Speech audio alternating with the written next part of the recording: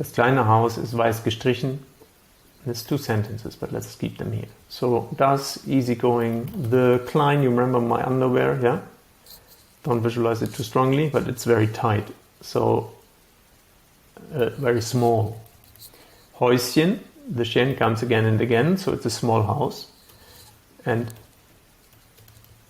it is weiß, remember, wisdom. So what color does wisdom have in German? And then here we have gestrichen. And this G-E-E-N, you already notice, this is the past participle. We talk about this much later, but just that you notice it. And streichen, somehow, this is the base form. Streichen has to do with stride. And this is, in German it means to paint. So it is painted white. And you stride with a brush up and down. Maybe that is a good way to remember it.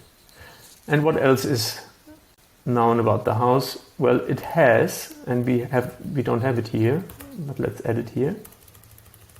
Yeah, we could also write das Haus, but we don't repeat ourselves that much.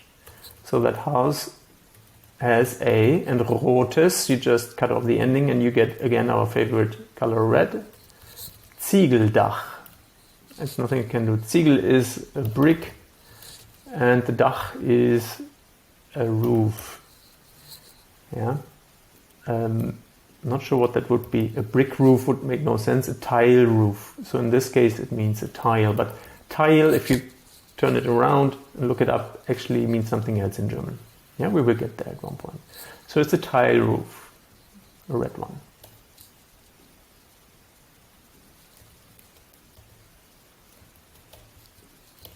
Obstbäume blühen im Garten. These longer words, you just try to find a place where it makes sense to cut off. Remember that wherever you cut it off, you at least always have one vowel. There's 5 vowels in German plus umlauts. So we have A, E, I, O, U and Ä, Ö, Ü. These are the umlauts, the last 3. So at least one vowel and the rest can be a mix of consonants, BST. Yeah, sometimes you have 2, like Bäume, but you remember the E is an ending for the plural, so Baum, we talked about it. There's a huge boom at the moment. Everybody wants to buy a tree, so trees. Obst, I cannot help you, but if you're in Bavaria or Austria, they will certainly try to fill you up with Obstler, which simply is a Schnaps made of fruit or from fruit. Yeah, so Obstler has to do with fruits. Fruit trees are blühen. Blühen is only faintly recognizable as blooming. Yeah, they are blooming or they bloom. Im Garten. You remember im? It was a combination of 2 words. In plus dem. So in the and garden is hopefully obvious. Yeah, you just replace the T with a D. So there is fruit trees in the garden. Well, we need this one a bit more. And now we have again this der and no capital letter, and it's after a comma. So it refers to garden. And therefore it translates as that. So, we have to look at the end for the verb. So that garden is something. And what is it? This part here is its own family. So this is the verb we are looking for, or the partner of ist. Umrandet. Rand has nothing to do with rand or randy. It is actually the rand is the frame. So means around. So there's a frame around, and therefore it's framed. Yeah, so that is framed, and then you would ask, okay, by what is it framed? And you can see the word here, Holz, Zaun. So this very likely means by a. Dunkel is a lovely word, but not relevant now. By wooden. Yeah, Holz means wooden. And Zaun means fence. You cannot know this. There's unfortunately not much. I just share this for you to just have heard it once. Don't learn this. Dunkel means dark. Yeah, I have no association for you. Yeah, I think there's a word called dunker in English. Let's take a look. Dunker you have. But see, it somehow is related to darker. So dunker and dunkel are related.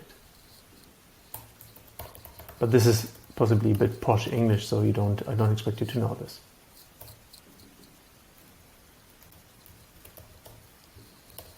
In diesem Garten stehen auch die beiden Hundehütten. Well, in we know, in, and diesem basically contains die. It doesn't mean die, because you can see the ending is a different one. But, well, sorry, make it much easier. Dies, you replace the D with th, and then you get these, or short this. So in this garden, stehen, you remember. Should I stay or should I go? Stand. It doesn't mean stay, but it means to stand. Auch, we get to at one point. The beiden, die beiden. Here we have die beidens taking care of this here. The both. Hunde, remember, grey, hound. And Hütte is the same in English. Hut. So it's the hut for the hounds, it's the kennel. Yeah, or it's indeed in German, it might be, or in comics it's usually a little hut in which the dog can sleep. So, and yeah.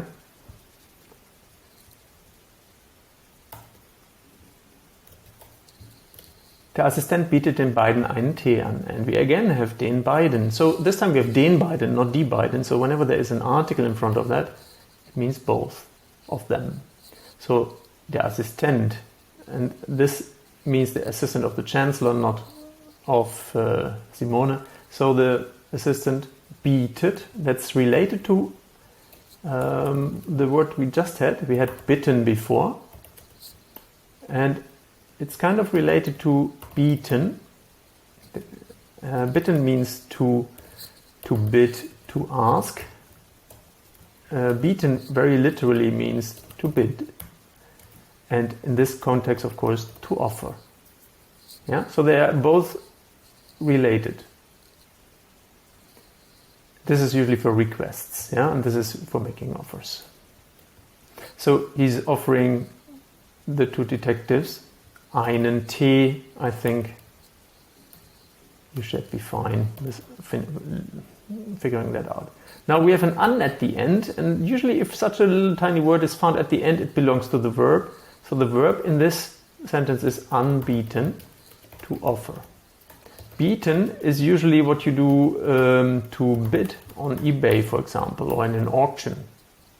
Yeah, but it also on its own can mean to offer. So this will be a little bit of a pain later on, but for now, darf ich Ihnen etwas anbieten? If you have guests, you use anbieten. Yeah. The differences between these things are, as interesting as they are irrelevant for you until you start B2. But it's good to be aware of these. Sie nehmen die Einladung dankbar an. Nehmen, remember, nom nom nom nom nom nom nom. Yeah, in the past that is genommen, nom nom nom nom. And whenever you take something, you make this noise, nom nom nom nom nom nom. So, sie could be she, but here it makes no sense. So who is doing something? It's very likely either the assistants or the other two. And you can see the ending here gives away it must be two people. So it's they take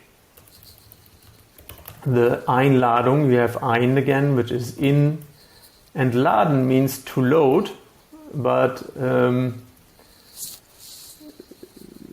and einladen actually means to invite. Yeah. So Germans load you in instead of inviting you when they make an invitation. Dankbar, you know danke, hopefully. Danke means, it's the same word in English, just D turns into TH again. Thank. And bar here means full. And again, the und, you remember, is just a full stop. We have an again on its own, and you remember now what that means? Yes, it belongs to this. So they don't take the invitation on, they accept. Yeah, and you see you also have a little a here, maybe that helps to remember that.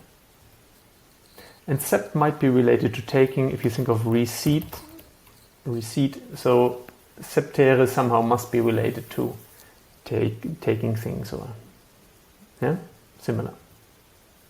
So they are thankfully accepting the invitation, the inload.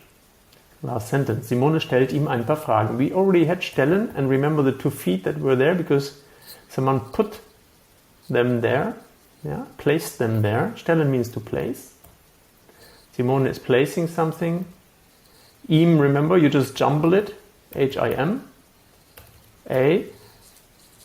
Paar looks the same as English. Pair, more or less. Yeah. And Fragen I always use with this F.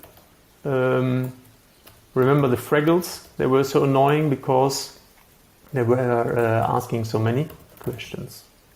So to place a question, another word for placing in English would be to pose. So she's posing a few questions. What sounds posh in English, in German is a normal way to say.